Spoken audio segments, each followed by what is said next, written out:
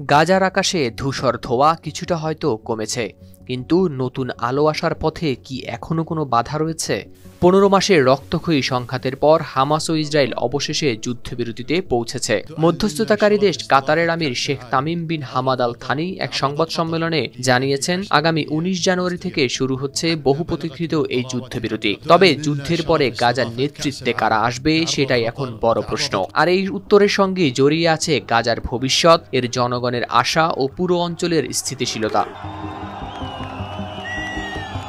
২০০৬ সালের নির্বাচনে জয়লাভের পর থেকে গাজার ক্ষমতায় রয়েছে হামাস। তবে সেই সময়ের পর হয়নি আর কোনো নির্বাচন। প্রায় ১৯ বছর ধরে উপত্যকা শাসন করলেও ২০২৩ সালের ৭ অক্টোবর ইসরায়েলে হামলার প্রধান পরিকল্পক হিসেবেই উঠে আসে হামাস।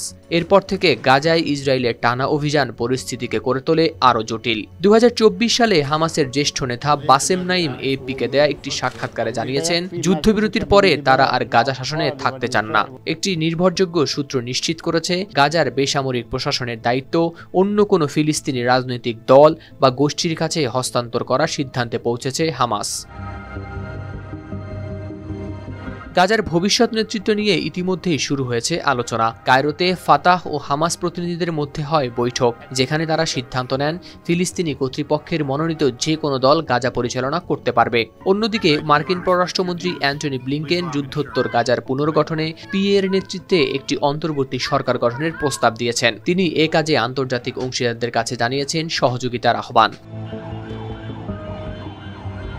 গাজার পৌরসভাগুলোর নিয়ন্ত্রণ এখনও রয়েছে ফিলিস্তিনি কর্তৃপক্ষের হাতে। এমনকি রাফা ক্রসিংয়ের ব্যবস্থাপনাও তাদের নিয়ন্ত্রণে। জনগণের চাওয়ার উপর নির্ভর করবে ভবিষ্যতে নেতৃত্বে কারা আসবে।